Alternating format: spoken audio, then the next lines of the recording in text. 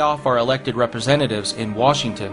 Americans need to speak out now to help protect small farmers from the FDA and other government agencies that have been hijacked by the greedy and destructive billion-dollar agricultural giants.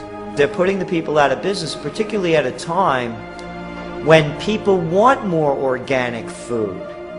They don't want Auschwitz Farms eggs coming from, I love the names like Sunnydale Farms, Hillendale Farms, chicken coop concentration camps.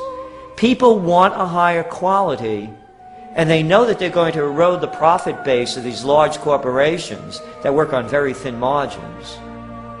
So they're putting them out of business. They're making it more and more difficult for them to compete. Competition's all but dead, and they keep killing it more and more. Every private individual in America deserves to have the basic human right to buy farmland and cows and share their production of food with others. With the government trying to destroy small farmers because they are a threat to the market share of major agricultural corporations, it's a sure sign that a U.S. breakdown of society is imminent.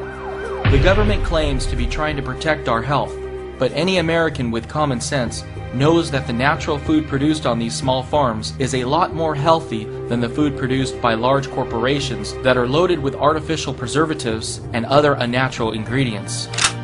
The police obviously know they are in the wrong if they have to show up with such excessive force that is clearly unwarranted for the situation. Imagine if one of the workers at the farm was using their thermal laser temperature guns while the raid was taking place.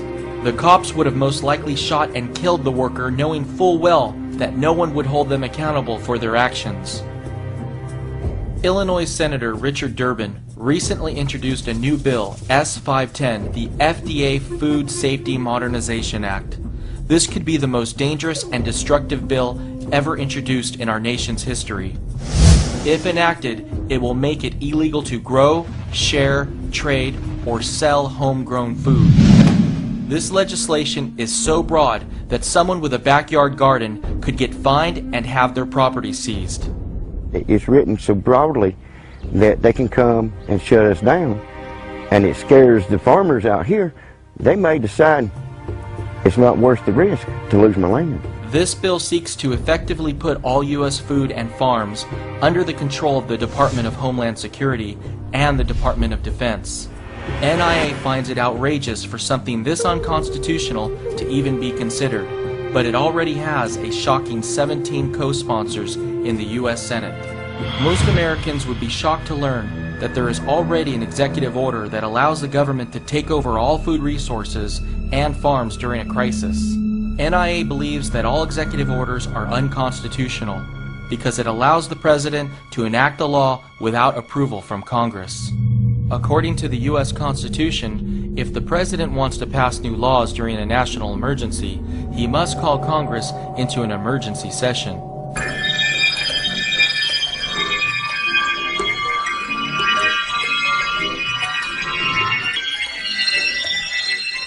During the Great Depression, Congress enacted the Agricultural Adjustment Act, which paid farmers to destroy their crops in an attempt to artificially raise food prices. This increased the duration of the Great Depression, which would have ended a lot sooner without it.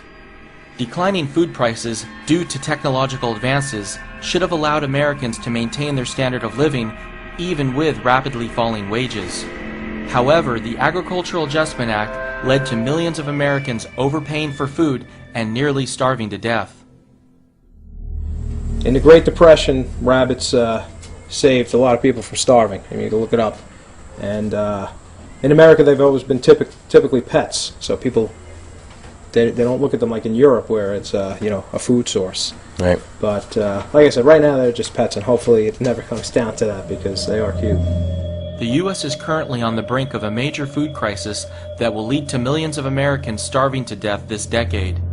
In October of 2009, NIA predicted that inflation would appear next in food and agriculture. In just the past few months alone, coffee prices have gained 40%, pork belly prices have gained 50%, and wheat prices have gained over 100%. Being in the restaurant business, I have the luxury of going to Restaurant Depot to buy in bulk for substantially less money. Have you been seeing a lot of inflation over the past month? I was in Restaurant Depot 2 days ago, and the last time I was there was about a week and a half prior to that. And coffee went from $16 for a 5-pound bag of beans up to $18.50. Over the summer, that same bag was $15 back in August. Rice went from $26 for 100 pounds to $29. Sugar went from $22 for 50 pounds to $28. Wow. Flour is $13 for 50 pounds up to $15.50. Beef used to be, I don't pay too much attention to the beef only because I get it locally all natural, but I do kind of glance at the prices. Beef over the summer was, for the chop meat, I remember that was $1.79. It's $2.09 now for the same amount. Oh. Cheese, like mozzarella cheese, went from $1.59 a pound to $2.09 a pound. That happened pretty rapidly. In December of 2009, NIA said catastrophic food shortages were possible beginning in 2010, not just in the U.S., but all around the world. NIA was right. There is a major food shortage currently taking place in Pakistan due to flooding. This is just a preview of the food shortage that will soon take place in the U.S. due to hyperinflation.